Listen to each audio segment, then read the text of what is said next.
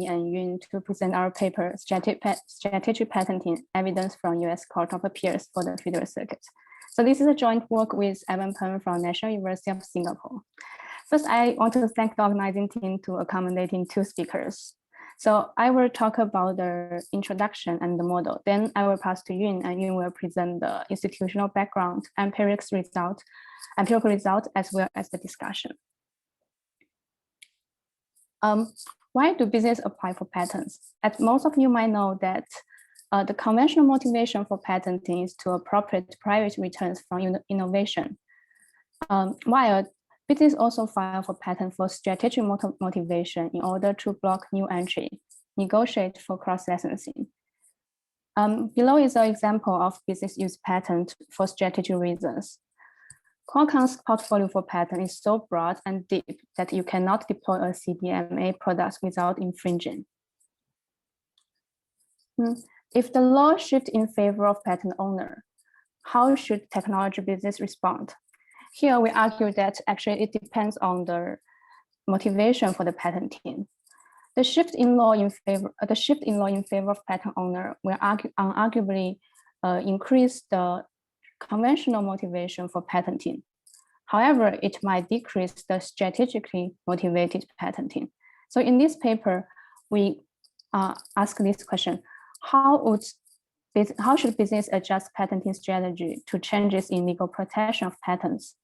And we further study how would effect differ by contingency of firms and industry characteristics. Our work is mostly closely related to the literature study the effect of stronger patent law on patenting. So prior work actually found, most of the prior work found no effect or little effect, with exception of the 2 studies on using Chinese data and the Hall and Zidonis study using the US semiconductor data. So our paper, by focusing on the strategic motivation, our paper actually provides a specific mechanism that can explain this mixed evidence from the prior work. As the patent law is national, it is actually difficult to investigate the effect of patent law without confounded by concurrent changes in national economic and specific conditions. So here in this paper, we exploit a unique quasi-natural experiment that is the change in patent law that changes the patent law within a country. So this experiment is the establishment of the US Court of Appeals for the Federal Circuit. In 1982, the US Congress established the CAFC in order to unify the hearing of the patent appeals. So the CAFC actually shifted patent protection in favor of patent owner. And moreover, this shift actually varied geographically across circuit. So this geographic variation allow us to study how the pro-patent shift will change the business patenting behavior. Next, I will talk about the model.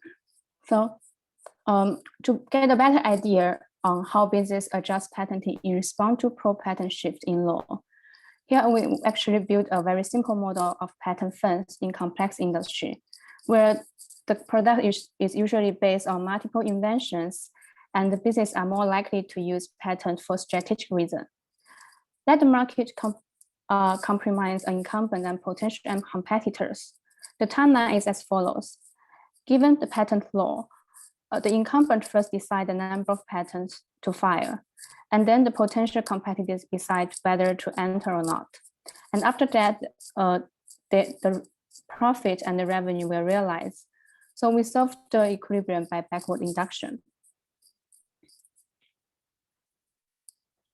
If the competitor enters, the court would find each of the patent of the incumbent to be valid and infringe with probability nu lambda.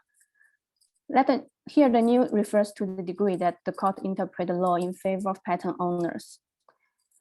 If any of the incumbent patent is infringed, the court would block the competitor's product. So we refer this case as a product infringing. If the competitor does not enter or product infringing, then the competitor will the entrant will earn 0 and the incumbent would earn R1. On the other hand, if none of the patent is infringed, then the incumbent, then the competitor's product will be successful, and the incumbent and entrant will share the profit, and both earn R2. So the last case happened with probability 1 as new. So we can compute the entrant expected profit as follows, which is the expected revenue minus the entry cost. So since as the incumbent increased the number of patents, then it is more and more difficult for the competitor to successfully have the product. So there exists some entry deterrence level of patents. We call this P hat, such that as long as the incumbent file more than P hat, then the competitor won't enter. So denote the revenue as PRP if the incumbent file an intermediate level of patent which is less than P hat, and the cost of filing as CP, then we can get the following expected profit function for the incumbent, which is a stepwise function that depends on the number of patents and whether the entrant enters or not. So this figure plots the incumbent expected profits as a function of number of patents filed. So first, from this figure, we can see that the expected profit is actually not monotonic in patenting, and there will be a jump at P hat lambda. So it comprises a concave part and a downward sloping part. When the incumbent file intermediate level of patent, there is a probability that the entrant will be successful and the expected profit will be concave in this range. However, if the incumbent file more than P hat patents, then the entrant won't enter. So the profit will always be, the revenue will always be R1, but the cost of filing will increase as the incumbent file more patents. So when number of patents is greater than P hat, it is downward sloping. So depending on the shape of this concave part and the downward sloping part and the position, the incumbent either file 0 patent, which is this case, or the incumbent will file intermediate level of patent, or incumbent will file the entry deterrence level of patent. So our next figure summarizes the optimal level of patent as a function of the legal protection of patent. So there exists some threshold, lambda 1 and lambda 2. When the patent is not very pro-patentee, then the incumbent would file 0 patent. As the patent protection increase from 0 to lambda 1, the incumbent start to file a positive number of patents. And so the profit will be RP minus CP as mentioned before. So in this region, we make the following assumption so that the RP will exhibit decreasing difference in P and lambda. So under this condition, as the patent protection shift from lambda 1 to lambda 2, the optimal level of patenting will decrease. When the patent protection is very strong, then it will always be optimal for the incumbent to file the entry deterrence level of patent. So since filing more patent won't give more, as the patent level is strong, the incumbent will always file the entry deterrence level of patent, and it will be decreased with the level of patenting, level of patent protection. So our result in the previous figure can be summarized as the following proposition. Suppose that the court ruling shift in favor of patent owner from lambda belongs to lambda 1, lambda 2 to lambda prime. The incumbent would file fewer patents if lambda prime is between these two thresholds, or lambda prime is so large which is above lambda bar. So intuitively, when the interpretation of the law shifts in patent owners, each patent would be would be more likely to hold up in court. So inframarginal patents would be more effective in protecting incumbent products, and the marginal patent would be less effective. So the incumbent would apply for fewer patents. So next, to better appreciate the incumbent strategy, we also further characterize how the effect depends on the incumbent scale and the market power. Intuitively, the scale actually acts as a multiplier for incumbents' revenue. For larger incumbent, the marginal revenue from each patent will be higher while the cost is constant. So the effect will be more pronounced for company with larger scale. However, for incumbent with stronger market power, it covers more market segments, and the potential competitor can enter each of the segments. So the marginal revenue from each patent will be lower, and thus the market power will be attenuated by the market power. Thus the effect will be attenuated by the market power of the incumbent. Okay, I will stop here and pass to Yun to talk about the institutional background and empirics. Okay, Xi, would you please unshare your slides? Okay. I'll take over. So let me share my screen and present.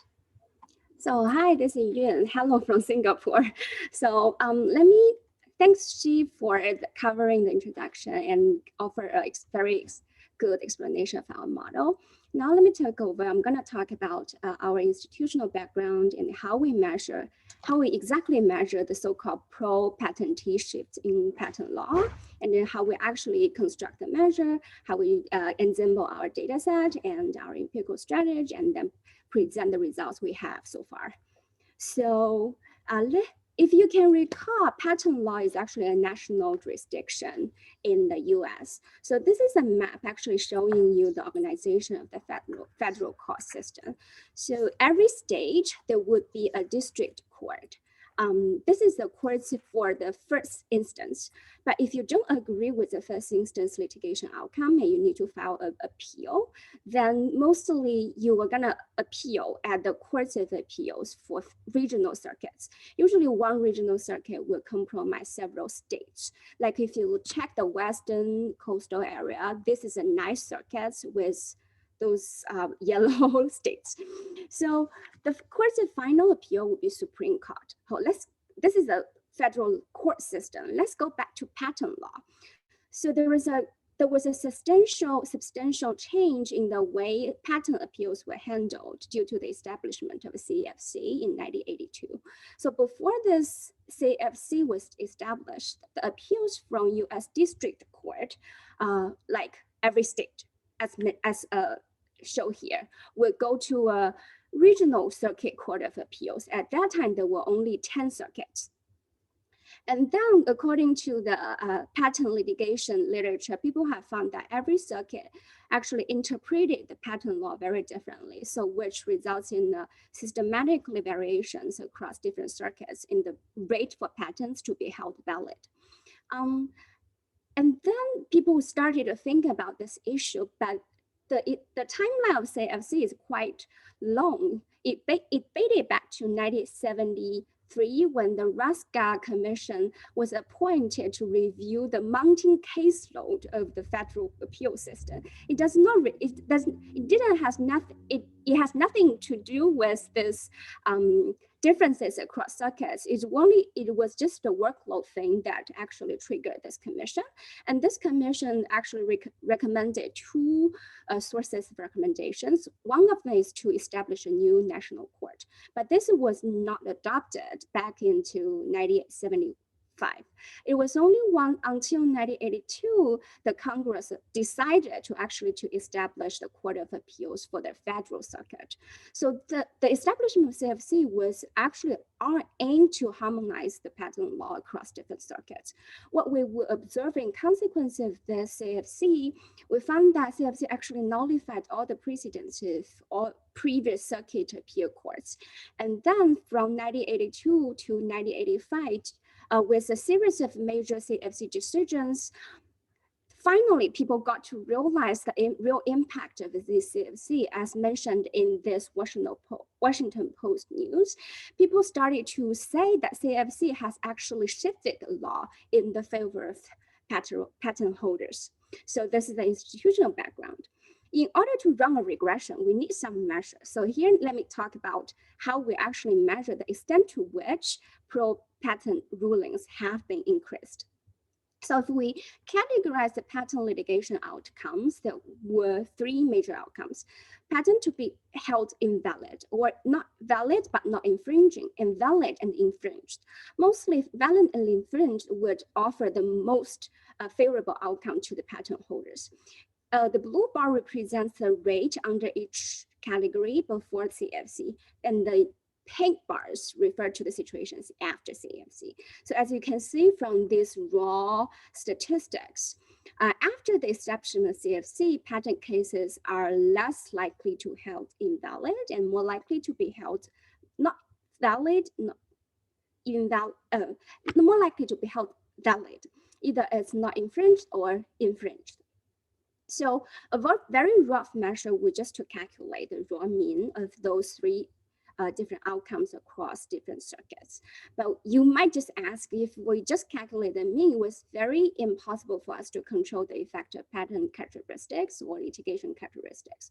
So we actually run a regression. The outcome variable here would be ordered category. 1 refers to patent to be invalid. 2 refers to valid but not infringing. 3 would be valid and infringed. So we control for patent characteristics like number of claims. We also control for the litigation characteristics, like if the patent owner is a defendant or if the case is actually tried at home circuit. Then in order to capture the real pro-patenting ruling level across at every single circuit, both before and after CFC, we have those fixed effects, so-called. So circuit C equals to 1 if one case was tried at circuit C before the establishment of CFC. Post CFC indicator will equals to 1 if a case is tried at circuit C after the establishment of CFC. So we define the pre-CFC index for circuit C as eta C here. And the post-CFC index would be eta C plus this lambda C. So imagine if CFC actually harmonized the law and shifted the patent law into a in favorable of the patent holders, we might imagine lambda C would be the level of increase. So we plot the coefficients, this level of increase against the pre-CFC level, as you can see from this figure. So the higher level of at the pre-CFC, the lower level of increase one circuit would have. And if it's very low, like the third circuit at the pre-CFC era, the level of pro-patentee is very low. And after CFC, actually the level of increase is really high. So remember these different levels of increase due to the establishment of CFC. This is the source of variation we're going to use to really identify the effect of patent protection on patenting decisions. So let me jump into the data, how we actually assemble the data set to investigate the research question. Of course, we need this litigation, this CFC index, which is the level of pro-patentee level at every single circuit. And then we would definitely want patent information. We start with NBER patent base, and then we match NBER patents with other patent information, including commercial value of the patents, the quality of the patents, like number of claims and number of independent claims, as well as citations to science. We also do this patent in examination research data set in order to differentiate independent patents and patent family applications. This is just to identify the level of strategic patenting. If one patent is more strategic, it's more likely to be filed under a family. So we also retrieve the business information from CompuStat. So we match the patent to CompuStat companies, and we classify the industries into discrete and complex using the Cohen categorization. So let me our sample period starts from 1976, which is the first year of NPER patent database, all the way up to now 1992. This is to ensure a relatively balanced panel. And we actually exclude 1983 to 1985, as I just mentioned. This is a transitional period of CAFC. No one knew for sure what would be the effect of CAFC. So we just exclude it as a to reduce the noise in the data. Okay, so this is a major issue in our empirical because our CAFC index is essentially calculated at the circuit level. So you can imagine they are essentially geographical variations. Our challenge would be how to match CAFC index into patent. So we match the index by the location of business, which is essentially patent assignees. So we all know every patent assignee would be a business entity. So by doing so, we are implicitly saying patent disputes were tried in this home circuit of the business, and each business makes independent decisions of patenting or not and what inventions to patent. We actually show you that most of the cases, 70% of the cases were really tried at the home circuit of the assignees, and the rate is even higher if the patent if the patent holder is a defendant. And we're gonna, in our final sample, we're gonna limit to companies with non-negative revenue and non-missing employees. This is very small training of our data. It's only 0.27%. So empirical strategy. Before we jump into regressions, I'm gonna show you some evidence persuading you about the exogeneity of the CAFC index. So what we did is actually we regressed the same equation when we did for the CAFC index construction. Instead, we replaced the outcome variable to whether a patent case was appealed. So if you imagine had the effect of CAFC being anticipated, we would see a change in the rate for patents to be appealed already before the establishment of CAFC, and this wasn't happening. So the positive increase in the yearly coefficient was only started to be positive after the establishment of CAFC, or even at the later stage of CAFC when we see more evidence supporting the real effect, the pro-patentee shift of CAFC. Okay, so this is for exogeneity. So in the regressions, to further buttress our exogeneity concern, we actually run auxiliary regression. We take the patent value as a dependent variable and we regress CAFC index on patent value. This is essentially saying, because patent value is measured by the abnormal stock market returns around the days when the granting of patent was announced. So this short run change, which is referred to as commercial value of patents, would, if it's impacted by CAFC index, we would be more confident in saying CAFC is indeed exogenous. And so this is the main specification we'll be using. We'll regress number of patents filed by every business at every single circuit in each year on CAFC index. So this is essentially a business circuit panel. And we will also control for business circuit fixed effect to wash out any non-time varying characteristics that are specific to the business and circuit pair, because we would imagine some business entity might locate specific technologies in certain region instead of other regions. So the beta would be identified by the change of the law in that specific circuit. Also, to mention that patent law, don't forget the patent law, we construct this index from a regression. So although this beta estimate would be unbiased and consistent. The standard errors around this beta might be underestimated if we don't take the sampling error in the first stage into consideration. So actually, in most of the specifications, we use a two-sample bootstrap standard errors clustered by circuit and company at the second stage in order to address this generated regressive bias issue. Okay, finally, our results. This is the first table showing you the effect of CAFC index on the commercial value of the patents.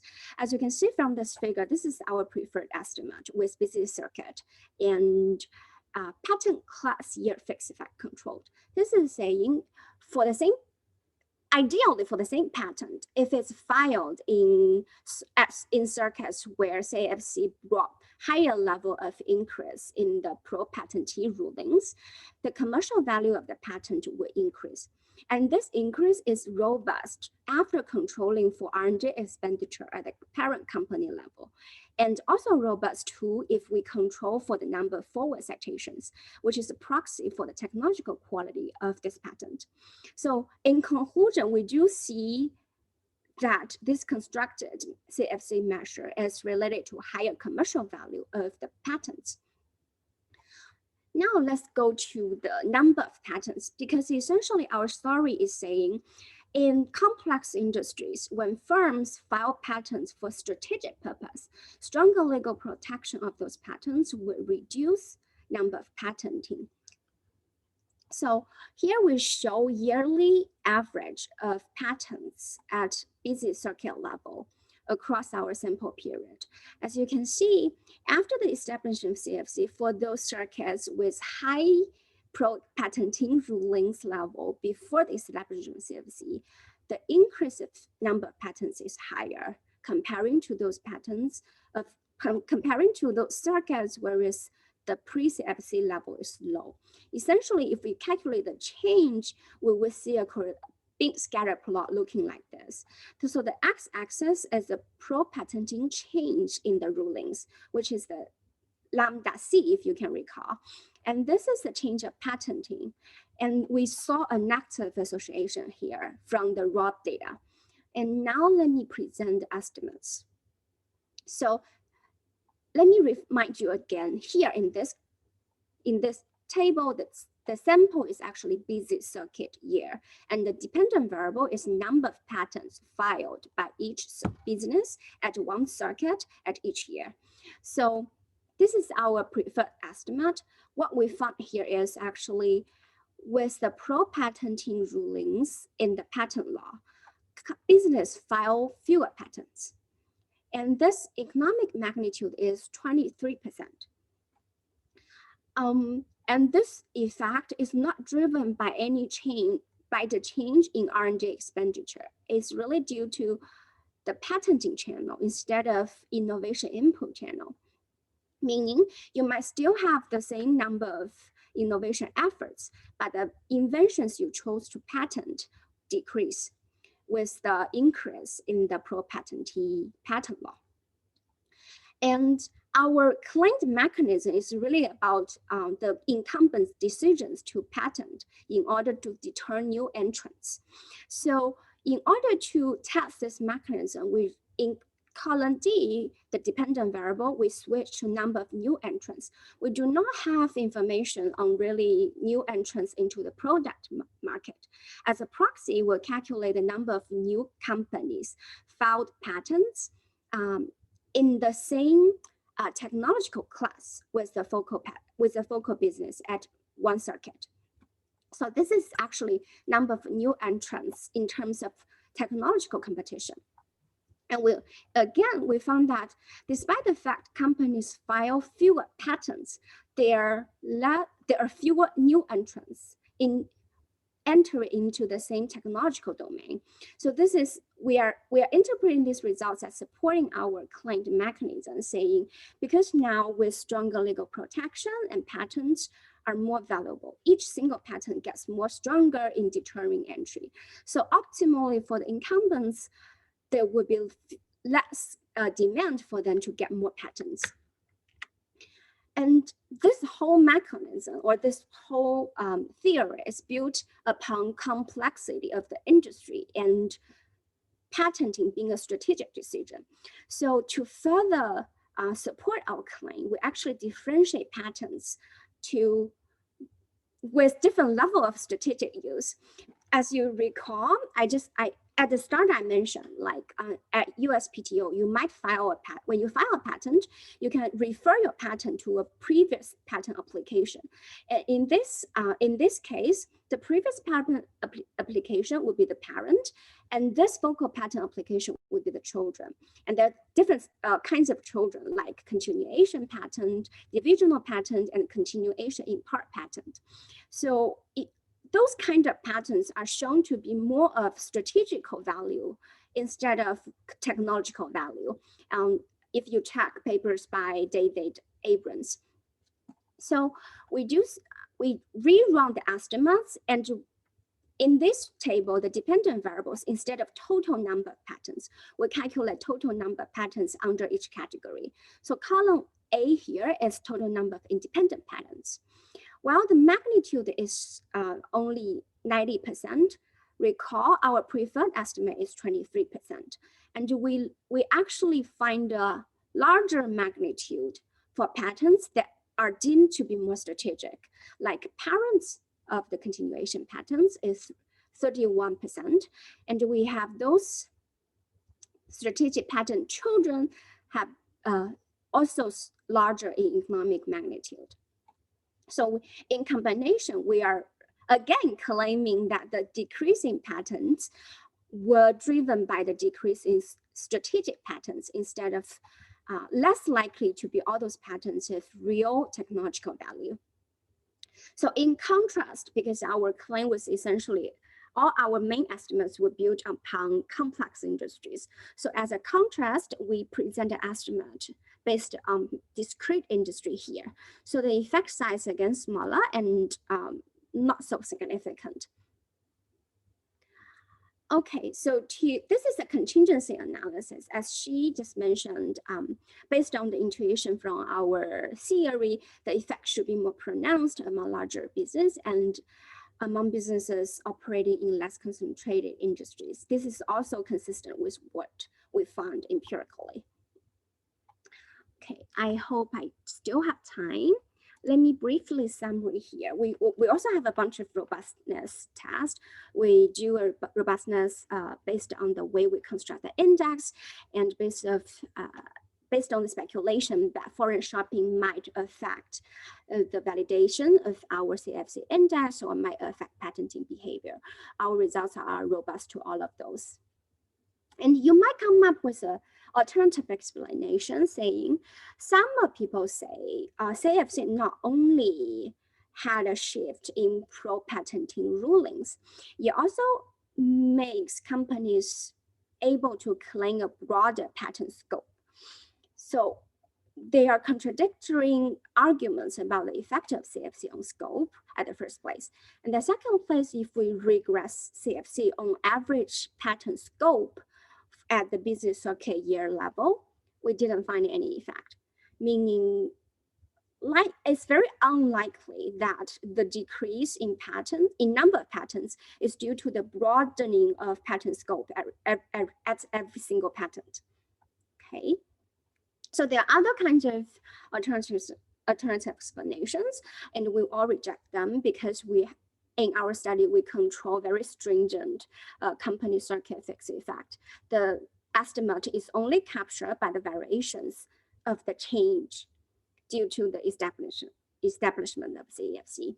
We also rule out the possibility of adjusting in R&D expenditure because this is a bad control.